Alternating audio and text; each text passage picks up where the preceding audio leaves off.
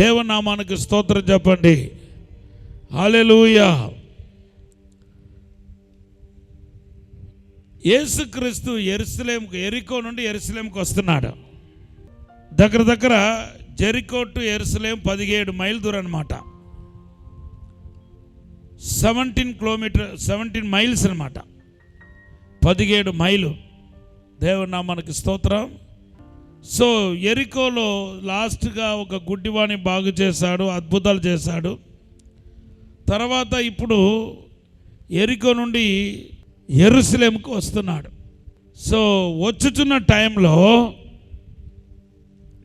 సడన్గా ఒక చోటుకు వచ్చినప్పుడు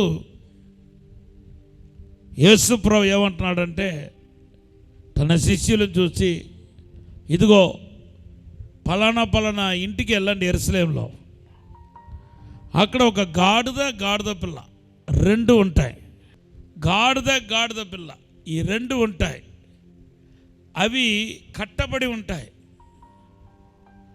మీరు అది విప్పుకొని నా దగ్గరికి తీసుకొని రండి అన్నాడు. ఒకవేళ ఆ ఇంటి యజమానుడు అడిగితే ఇది ప్రభుకు కావాలని చెప్పండి, ఇంకా ఏం చెప్పవద్దు అని ఏమన్నాడు, తీసుకొచ్చేయండి అని చెప్పాడు.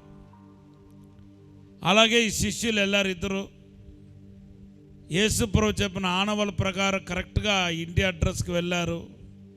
అక్కడ ఇంటి ముందు 2, ఒకటి గాడిద పిల్ల 2 ఉన్నాయి. అది విప్పుకొని యేసు ప్రభు దగ్గరికి వచ్చేసారు.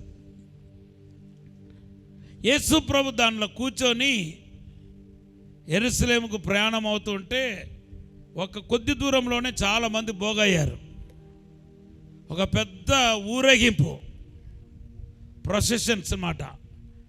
ఆ ఊరేగింపులో అందరూ ఏం చేస్తున్నారంటే పాటలు పాడుతూ ఆర్పాటం చేస్తూ ఖజరమట్టలు పట్టుకొని యేసు ప్రభు గాడిద తీసుకుని రమ్మన్నాడు. కానీ వీళ్ళందరూ మరి ఎలాగ ప్రేరేపణ పరిశుద్ధాత్మతో ప్రేరేపించారో తెలియదు, ఖజరమట్ట పట్టుకొని ప్రయాణించుకుంటూ వచ్చేసారు.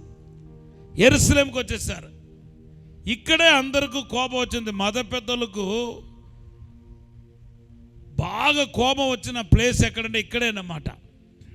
గాడిద పిల్ల మీద ఏసి ఎక్కి రావటం ఒక ఇన్కార్నేషన్, అవతారం. So far all these 3.5 years, so far he appeared as a son of man. ఎలాగ అవతారం ఎత్తాడు యేసుక్రీస్తు చెప్పాలా? మనుష్య కుమారుడుగా అవతారం ఎత్తాడు. So far he incarnate as a son of God. ఆయన దేవుని కుమారుడుగా ఈ భూమిలో అవతారం ఎత్తి వచ్చాడు. దేవుని నామానికి స్తోత్రం చెప్పండి. హల్లెలూయా. So far the people identified that Jesus is son of David. యేసుక్రీస్తు దావీదు కుమారుడుగా, వారిని యూదులను రక్షించబోతున్న దావీదు కుమారుడుగా గుర్తించారు. ఇంకా ఒక్క విషయంలో మాత్రం క్లారిటీ లేదు ప్రజలకు. ఏ విషయంలో క్లారిటీ లేదంటే యేసు కేవలం రక్షకుడు మాత్రమేనా? యేసు కేవలం సన్ ఆఫ్ మ్యాన్ మాత్రమేనా? Is he only son of man? Is he only son of God? యేసుక్రీస్తు కేవలం దేవుని కుమారుడు మాత్రమేనా? యేసు అది కూడా అందరూ నమ్మలేదు. All didn't believe that he is a son of God. Only the few people believed that Jesus is son of God. దేవుని కుమారుడుగా కొంచెం మంది నమ్మారు. But all believed that he is a prophet. ఆయన ప్రవక్త అని చెప్పి నమ్మారు. Some of the people believe the truth that he is a son of man. మనుష్య కుమారుడుగా అవతరించే పురుషుడుగా ఎంచారు. కొంచెంమంది తెలుసుకున్నారు. ఒక్క విషయంలో మాత్రం all these 3.5 years he didn't give the clarity. ఒక్క విషయంలో మాత్రం యేసు ప్రభు క్లారిటీ ఇవ్వలేదు. ఏ విషయంలో అంటే he is the king of Kings, ఆయన రాజుల రాజు, ఆయన రాజు అనే విషయంలో యేసు ప్రభు ఈ 3.5 yearsలో క్లారిటీ ఇవ్వలేదు. So he want to give the clarification that he is just not a son of man or son of God, he is a king of kings. యేసుక్రీస్తు కేవలం మనుష్య కుమారుడుగా, ప్రవక్తగా, లేకపోతే దేవుని కుమారుడుగా మాత్రం కాదు, ఆయన రాజుల రాజుగా అక్కడ ఉన్నవారికే కాదు మన అందరికీ ప్రకటించాలని చెప్పి అనుకున్నాడు. ఈ లాస్ట్ ఒక క్లారిఫికేషన్ కోసం యేసుప్రభు ఏం చేస్తారంటే గాడిద ఎక్కి కొన్ని వేల మంది, ఏనాడు యేసుప్రభు ముందు ఈ పాటలు పాడుతూ ఈ రాజ మర్యాదతో తీసుకెళ్ళదు. ఏనాడు యేసుప్రభుని పొగడితే ఎవరో ఒక్కరో ఇద్దరు పొగడకుండా వెళ్ళారు, కానీ గ్రూపుగా, గుంపుగా, ఇంకా మేళదాళంతో, పాటలతో, శబ్దాలతో కేకలు వేసుకుంటా దావీదు కుమారుడా హోసన్నా హోసన్ పాటలు పాడుకుంటా ఎప్పుడు వెళ్ళలేదు. ఇట్ ఈస్ ఒకే ఒక్కసారి, అది కూడా ఎందుకంటే మన అందరికి కళ్ళు విప్పు కలగటానికి కోసం యేసుక్రీస్తు దీన్ని అనుమతించాడు. ఈ ప్రొసెషన్ని యేసుక్రీస్తు అనుమతించాడు. గట్టిగా ఒక హల్లెలూయా చెప్పండి. హల్లెలూయా.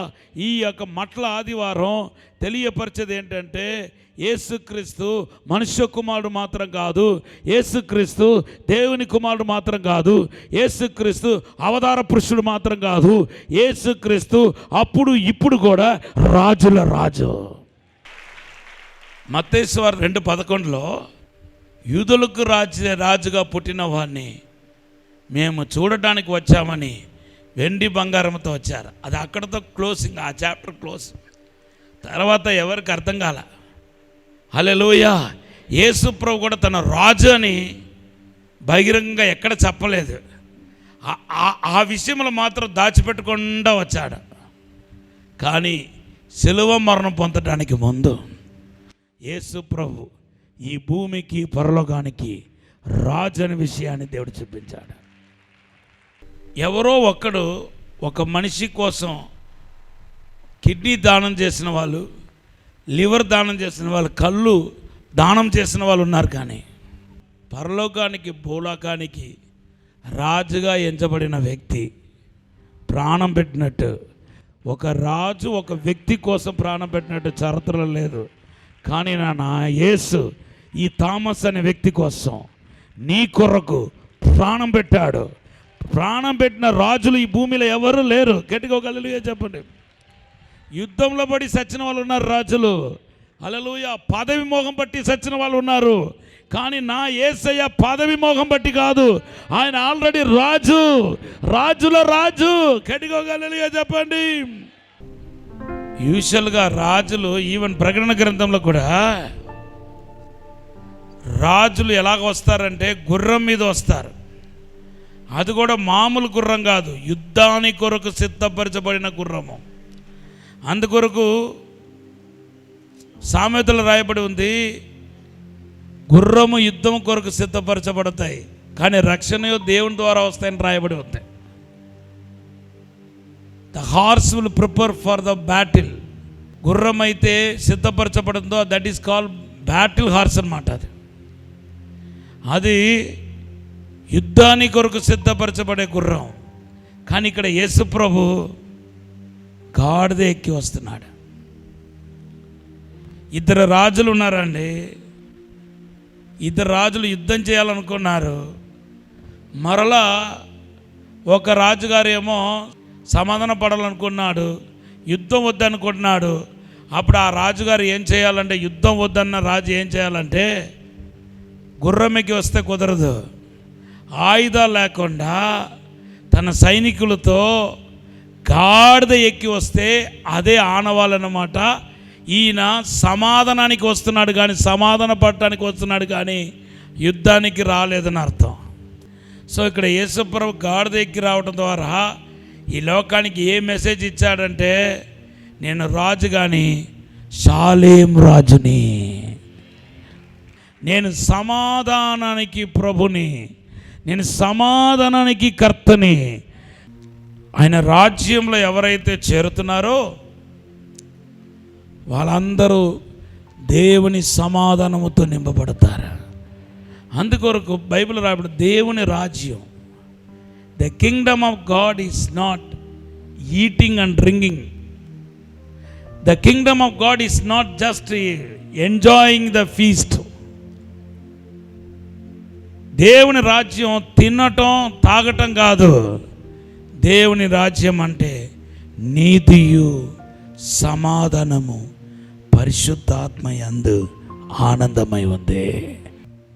యేసుక్రీస్తు మనుష్య కుమారుడు మాత్రం కాదు, దేవుని కుమారుడు మాత్రం కాదు, ఆయన రాజుల రాజు. ఇంకొక ట్రూత్ కూడా ఉంది. If you are a son of God, your blessings, your needs already prepared one. నువ్వు దేవుని కుమారుడు అయితే నీ ఆశీర్వాదము సిద్ధపరచబడిన ఆశీర్వాదం. యేసు ప్రభు సమాధానానికి ప్రభుగా ఈ లోకానికి చూపించాలనుకున్నాడు కాబట్టి ఆయనకి ఏం అవసరమైంది? గాడిద అవసరమైంది.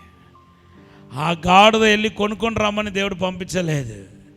సిద్ధపరచబడిన గాడిదను దేవుడు అప్పగించాడు. యేసు ప్రభుకే కాదు, ఎందరైతే దేవుని ఆత్మతో నడిపించబడుతున్నారో వాళ్ళందరూ దేవుని కుమారులు. Those who led by the Holy Spirit, they are all are children of God. ఎవరైతే దేవుని ఆత్మతో నడిపించబడుతున్నారో వాళ్ళందరూ దేవుని కుమారులు. నువ్వు నేను దేవుని యొక్క కుమారులు. యోహాను సువార్త 1వ అధ్యాయం 12వ వచనం బట్టి బైబిల్ రాయబడి ఉంది, దేవుని నామం పేరిట యేసుక్రీస్తును అంగీకరించిన వాళ్ళు ఎవరో వాళ్ళందరూ దేవుని కుమారులు. నీకు కూడా నీ ఆశీర్వాదాలు, నీ future blessings is already prepared. 2000 సంవత్సరాల క్రితమే నీ ఆశీర్వాదాలన్నింటినీ దేవుడు సిద్ధపరిచాడు. మరి ఎందుకంటే నా జీవితం ఇలాగ అయిపోతుంది, అయోమయం అయిపోతుందని అడిగితే, ఒకటి ఈ సత్యం నీవు గ్రహించట్లేదు. ఇంకొకటి ఏంటంటే, గ్రహించినప్పటికీ ఈ సత్యాన్ని నువ్వు నమ్మలేకపోతున్నావు. నమ్ముట నీ వల్ల అయితే నమ్ముతున్న వాడికి సమస్తము సాధ్యము. నువ్వు నమ్మితే కనుక రేపు నీకు ఏం కావాలో ఆల్రెడీ సిద్ధపరిచేసి పెట్టేశాడు. ఏ టు జెడ్ నీకు కావాల్సిన సమస్తము సిద్ధపరచబడి ఉంది. సమస్తము సిద్ధపరచబడి ఉంది. యేసు ప్రభు దేవుని కుమారుడు కాబట్టి అప్పుడు ఆ టైంలో ఆయనకు గాడిద పిల్ల కావాలి. ఆల్రెడీ యేసు ప్రభు చెప్పాడు, అదిగో అక్కడ కట్టబడి ఉంది, తీసుకుని రా అన్నాడు. తీసుకొచ్చేసారు.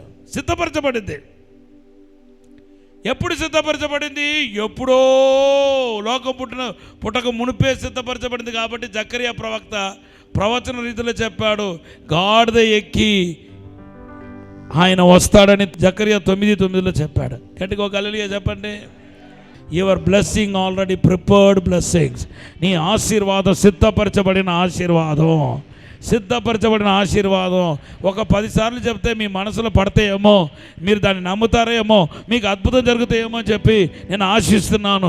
సిద్ధపరచబడిన ఆశీర్వాదం. గట్టిగా ఒక హల్లెలూయా చెప్పండి. ఏది మీ కొరకు ప్రభు సిద్ధపరిచాడు? నంబర్ 1 యెహోషువ గ్రంథం 24:13, 24:13. మీరు కట్టని పట్టణములను మీకు ఇచ్చి ఉన్నాను. హలో, కట్టని పట్టణమును దేవుడు మనకి ఇచ్చి ఉన్నాడట. Prepared blessings. కట్టని పట్టణాన్ని దేవుడు ఇచ్చి ఉన్నాడు, అంటే దేశాలను ఇచ్చి ఉన్నాడు. అందుకొరకే యేసు ప్రభు చెప్తున్నాడు, harvest is ready, harvest is there, labour is few, harvest is ready. పంట సిద్ధంగా ఉంది కానీ పనివారు కొద్దిగా ఉన్నారు. ఆల్రెడీ పంట ఉంది. ఎంత సిద్ధంగా ఉందంటే కీర్తన 2:8 అంటున్నాడు, అడుగుము అప్పుడు ఈ దేశాన్ని నీకు స్వాస్యంగా ఇస్తాను, స్వాస్యంగా ఇస్తాను. యూదులను ఆ దినాల్లో కాపాడాలని, రక్షించాలనుకున్నాడు. హామాను ఒక ప్లాన్ పడాపంచం అయిపోయింది. ఎస్తరు చేయలేని పనిని, మొర్దెకాయి చేయలేని పనిని, యూదుల్లో బలవంతులు చేయలేని పనిని నా దేవుడు చేసి ముగించాడు. ఈ దేశాలు, ప్రపంచాలు యేసుక్రీస్తుని ఎరిగి ఉంటాయి. భూమి అంట దాని ఒక సంపూర్ణత దేవునిదని రాయబడి ఉంది. హల్లెలూయా. ద బైబిల్ హగ్గ గ్రంథంలో రాయబడి ఉంది, the earth will know the God. Hallelujah. ఈ భూమి ఏ నిజ దేవుడైన యేసును యెహోవాను తెలుసుకుంటుందంట. నీ ఒక్కడికే కాదు, ఆయన లోక పాపాన్ని మోసే గొర్రె పిల్ల. లోకమంతా యేసు ప్రభు దగ్గరికి రావాల్సిందే. ఇప్పుడు కాకపోయినా రేపు రావాల్సిందే. ఈ దేశం రావాల్సిందే. ఈ దేశం రావాల్సిందే. యేసు దగ్గరికి రావాల్సిందే. యేసు దగ్గరికి రావాల్సిందే. యేసు దేవుడని ఒప్పుకోవాల్సిందే. ఆయన ఈ భూమిలో కార్చిన ప్రతి ఒక్క చుక్క ఈ దేశ యొక్క నలుమూలల నుండి ఉన్న వారందరూ రక్షించబోతున్నాయి. ఈ ప్రపంచంలో నలుమూలకి వెళ్తాయి యేసుక్రీస్తు రక్తం. అందరూ పాపాలు కడుగుతాయి. నేనైతే నమ్ముతున్నాను. ఈ ప్రపంచ దేశంలో ఉన్న ప్రతి పౌరులు, ప్రతి ఒక్కరు యేసు దేవుడని ఒప్పుకుంటారు. చీకటి రాజ్యం కొన్ని రోజులు కనబడకుండా పోతాయి. దురాత్మ శక్తులు పారిపోతాయి. అంధకార శక్తులు పారిపోతాయి. చీకటి రాజ్య అడ్రస్ లేకుండా పోతాయి. వెలుగు సంబంధులు కాబోతున్నాము. ఈ ప్రపంచ దేశాలని వెలుగు సంబంధులుగా కాబోతున్నాయి. నంబర్ 2, నాటబడని ద్రాక్ష తోటను దేవుడు మనకు అప్పగిస్తాడు. అదే ప్రిపేర్డ్ బ్లెస్సింగ్. మనం సిద్ధపడని ఆశీర్వాదం. 6:11 చదవండి. ద్వితీయోపదేశకాండం 6:11. నీవు నింపని మంచి ద్రవ్యముల చేత నింపబడిన ఇండ్లను, నీవు త్రవ్వకపోయినను త్రవ్వబడిన బావులను, నీవు నాటని ద్రాక్ష తోటలను, ఒలీవల తోటలను నీకిచ్చిన తరువాత నీవు తిని తృప్తి హల్లెలూయా. ప్రభు చెప్తున్నాడు, నువ్వు నాటని ద్రాక్ష తోట నీకు సొంతం కాబోతున్నా. శ్రమించకుండా దేవుడు రాబోతున్న దినాల్లో నేను ఆశీర్వదించబోతున్నాడు. ద్రాక్ష అనేది దేన్ని సూచిస్తుందంటే ఆత్మీయ అర్థం ఉంది, భూ సంబంధమైన అర్థం ఉంది. ద్రాక్ష అనేది Christ nature. The vine symbolized Christ nature. నేనే నిజమైన ద్రాక్షవల్లిని. we are going to possess, we are going to increase the God's divine nature through grace of God. దేవుని కృప ద్వారా మనము కష్టపడకుండా, మనము ఉపవాసం ఉండకుండా దేవుని యొక్క స్వభావాలను, క్రీస్తు యొక్క స్వభావాలను మనం సొందరించుకోబోతున్నాం. పట్టణం అంటే ఏమన్నాను? ఈ దేశంలో ఉన్న భూజనులందరినీ మనం ప్రభు కోసం స్వాధీనపరచబోతున్నాం. రెండవది ద్రాక్ష తోట అంటే దేన్ని సూచిస్తున్నాయి? క్రీస్తు ఒక నేచర్ చూపిస్తున్నాయి. ఒలీవల తోట అనేది దేన్ని సూచిస్తున్నాయి? పరిశుద్ధాత్మ అభిషేకాన్ని చూపిస్తున్నాయి. గట్టిగా హల్లెలూయా చెప్పండి. ఈవెన్ ఒలీవల తోట కూడా పిల్లలను కూడా చూపిస్తున్నాయి. నువ్వు పిల్లల కోసం ఏ ప్రయాసపడకుండానే నీ పిల్లల్ని దేవుడు ఆశీర్వదించబోతున్నాడు. ఎందుకంటే నీ బల్ల చుట్టూ నీ పిల్లలు ఒలీవల ముక్కల వలె ఉంటారు. నీ పిల్లలు ఒక ఆశీర్వాదం చూడబోతున్నావు. నీ ప్రయాస లేకుండానే పిల్లలు ఒక ఆశీర్వాదం చూడబోతున్నావు. మూడవది ఏంటంటే, మొదటిదేమో పట్టణం, రెండవదేమో ద్రాక్ష తోట, మూడవదేమో ఒలీవల తోట, నాలుగవది ఏంటంటే ఆదికాండం 2:8 చదవండి త్వరగా. దేవుడైన యెహోవా తూర్పున ఏదెనులో ఒక తోట వేసి తాను నిర్మించిన నరుని దానిలో ఉంచెను. ఇక్కడ దేవుని బిడ్డలారా, ఏదోను తోట, గట్టిగా హల్లెలూయా చెప్పండి. ఏదోను తోట కూడా ప్రిపేర్డ్ బ్లెస్సింగ్స్. గట్టిగా హల్లెలూయా చెప్పండి. ఈ ఏదోను తోట ఏంటంటే పరలోక సంబంధమైనది కాదు. ఏదోను భూ సంబంధమైన కానాన్ దేశమైన ఏదోను తోటైనా భూ సంబంధమైన ఆశీర్వాదం. ఎందుకంటే ఇది భూ సంబంధంగా నిర్మించబడింది. ఈ భూమిలో నీకు ఏమేమి కావాలో A to Z దేవుడు సిద్ధపరిచేశాడు. యేసుప్రభే చెప్పాడు, నీకు నమ్మకం లేకపోతే నేను మాత్రం ఏం చేయలేనురా అనేసాడు యేసుప్రభు. నువ్వు నమ్మితే ఇదంతా నీ జీవితంలో చూస్తావు. హల్లెలూయా. దేవుడు తన పిల్లలకి ఇచ్చే ఆశీర్వాదంలో ఒకటి ఏంటంటే కట్టబడని ఇల్లు, కట్టబడని మందిరాలు, కట్టబడని పట్టణాలు. యెహోవా ఇల్లు కట్టకపోతే కట్టువారు ప్రయాస వృధా. అది పాత స్టోరీ. ఇప్పుడున్న స్టోరీ ఏంటంటే నీకు ఆల్రెడీ బిల్డర్ చేత కట్టించాడు దేవుడు. నీ కూతురుకు పెళ్లి జరగాలంటే, నీ కొడుకుకు పెళ్లి జరగాలంటే వాళ్ళే మీ దగ్గరికి రావాలి. ప్రభు ఏర్పాటు చేసిన వ్యక్తి దేవుడు తీసుకొస్తాడు.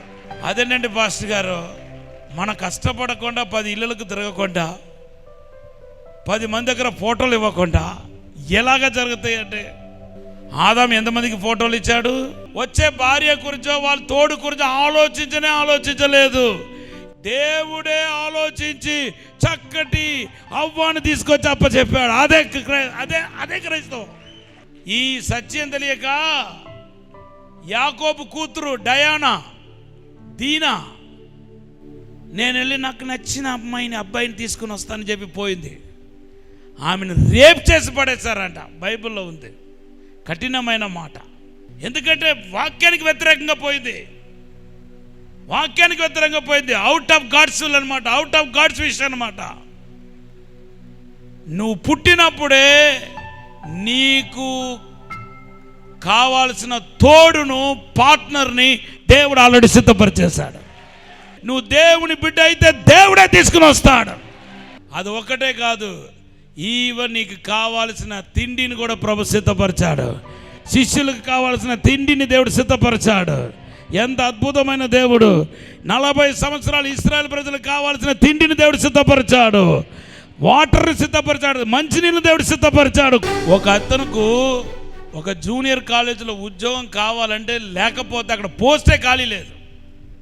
పోస్టే ఖాళీ లేకపోతే ఎక్కడంతో వస్తే, నేనేమో ప్రవచనం చెప్పేశాను, నీకు జూనియర్ కాలేజీలో ఉద్యోగం రాబోతుందని. అక్కడ వెళ్ళి వెతికితే ఆడికి పోస్టే లేదంట అసలు. అంటే ఆల్రెడీ దాంట్లో ఉన్నారు. కానీ నా ప్రవచనం అలా వచ్చేసింది. ఏమైంది అనుకుంటున్నారు? మరలా ఎమ్మెల్యే, ఆ ప్రాంతానికి సంబంధించిన ఎమ్మెల్యే గవర్నమెంట్కి దరఖాస్తు పెట్టుకుంటే 2 పోస్టులు జూనియర్ అసిస్టెంట్గా 2 పోస్టులు పుట్టించి అతనికి ఉద్యోగం ఇచ్చారు. అది నా దేవుడి కార్యం. చివరిగా ద్వితీయోపదేశకాండం 8వ అధ్యాయం 7, 9. నీ దేవుడైన యెహోవా నిన్ను మంచి దేశంలో ప్రవేశపెట్టును. అది నీటి వాగులను, లోయలలో నుండి, కొండలలో నుండి పారు ఊటలను, అగాధ జలములను గల దేశము. అది గోధుమలు, యవల ద్రాక్ష చెట్లు, అంజూరపు చెట్లు, దానిమ్మ పండ్లను గల దేశము.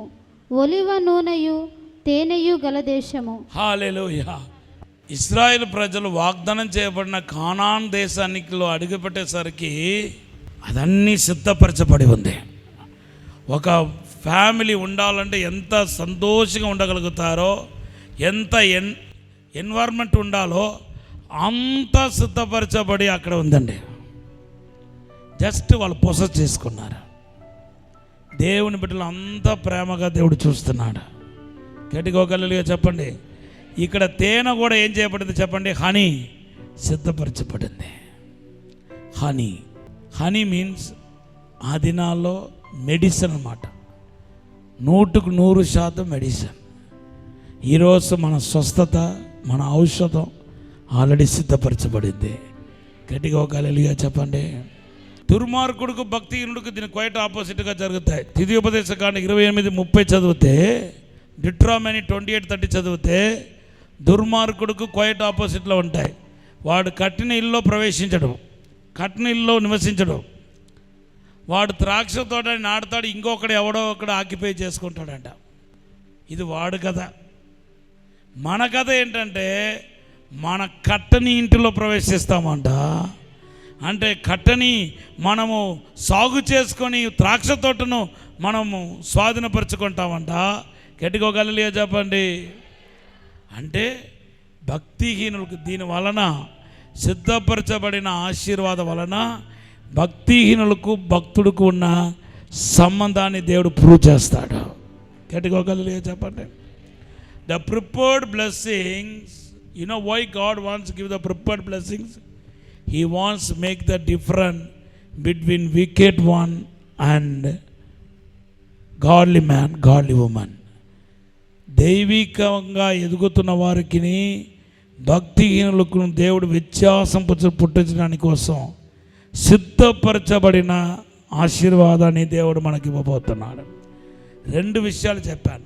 మొదటిగా ప్రభు రాజుల రాజ్యం, రెండవది యేసు ప్రభు సిద్ధపరచబడిన గాడిదను తీసుకుని రమ్మని చెప్పాడు.